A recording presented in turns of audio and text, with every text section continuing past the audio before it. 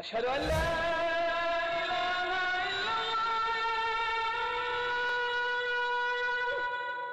أشهد أن محمدا رسول الله.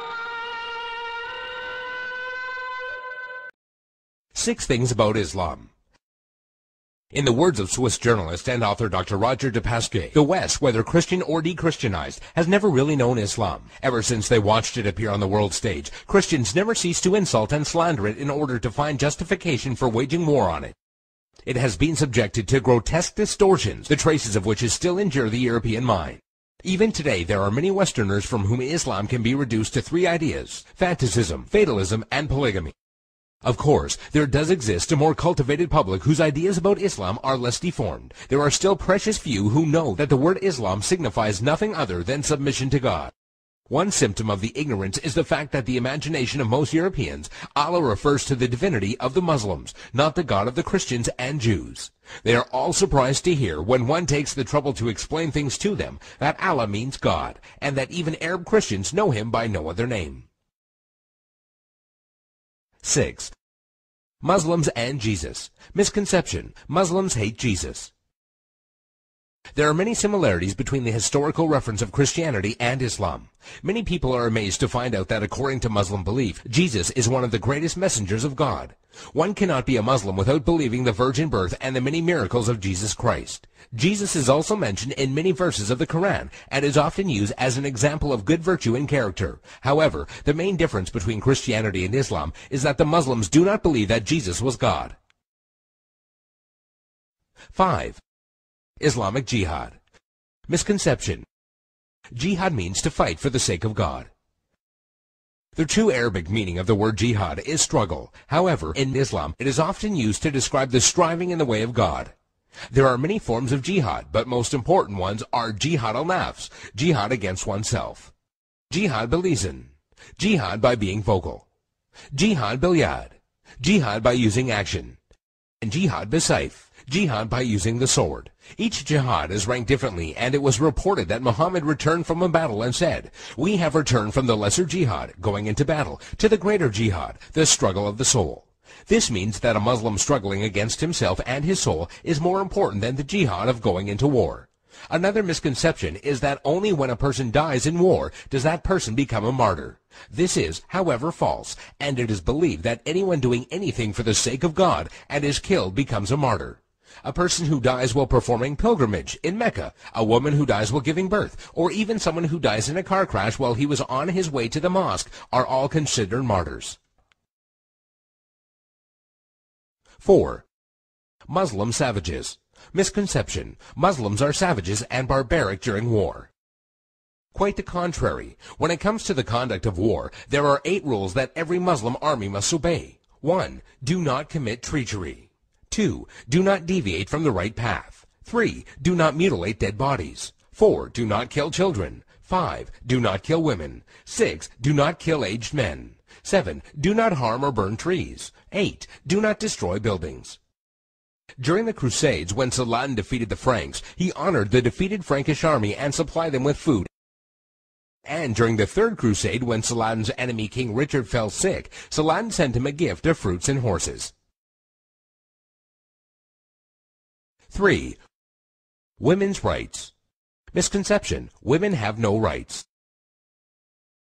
The image of a woman wearing a veil from head to toe, a woman who gets unfair justice, or a woman who is not allowed to drive, is an all too familiar notion when it comes to women treatment in Islam. And while there are Muslim countries in the world that do implement many harsh rulings against women, this should not be portrayed as Islamic law. Many of these countries have cultural differences that go against the teachings of Islam. It should be noted that during pre-Islam Arabia, women were used for fornication only and had no independence. The birth of a daughter in a family was considered humiliating, and the practice of female infanticide was uncontrolled. When Islam came back to being, verses in the Quran condemned the practice of female infanticide. Islam gave back many human rights to the women, and Muhammad was even reported saying that women are the twin halves of men. A Muslim woman is allowed to reject and accept any suitor for marriage, and has the right to seek divorce. There is nothing in Islam that forbids a Muslim woman from exiting her house and is allowed to drive. Also, in regards to education, a woman is obligated to seek knowledge, and it is considered a sin if she refuses. 2. By the sword. Misconception. Islam was spread by the sword. Historian Delasio Leary states, history makes it clear, however, that the legend of fanatical Muslims sweeping through the world and forcing Islam at the point of the sword upon conquered races is one of the most fantastically absurd myths that historians have ever repeated. There is no record in history that shows people forced by sword point to convert to Islam. When Islam spread through countries, they would set up private churches and synagogues for the non-Muslims they were governing, and because of the good treatment they had received, they themselves would convert. If one considers the small number of Muslims who initially spread Islam to the west, all the way from Spain and Morocco into the east from India and China, one would realize that such a small group of people could not force others to be members of a religion against their will. It is also interesting to note that when the Mongols invaded and conquered large portions of the Islamic Empire, instead of destroying the religion, they adopted it.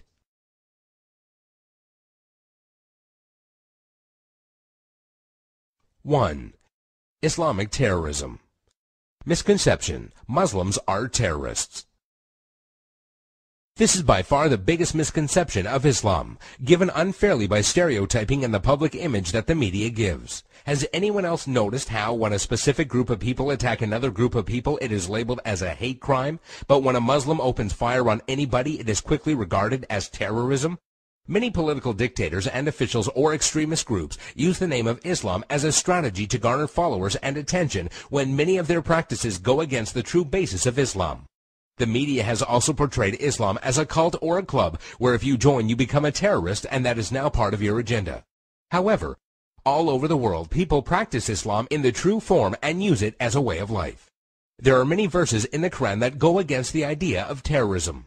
Some of these verses include, "Fight the way of Allah, those that fight you, but do not transgress limits, for God does not love transgressors." This basically means do not fight except in self-defense, and even in doing so, do not go beyond defense. Another verse states, "If they seek peace, then you seek peace," which means do not attack people for no reason or kill innocent people. There is nowhere in Islam, whether it be in the Quran or the teachings of Muhammad, that promotes the killing of innocent people. سبحان ربك رب العزة عما يصفون وسلام على المرسلين والحمد لله رب العالمين.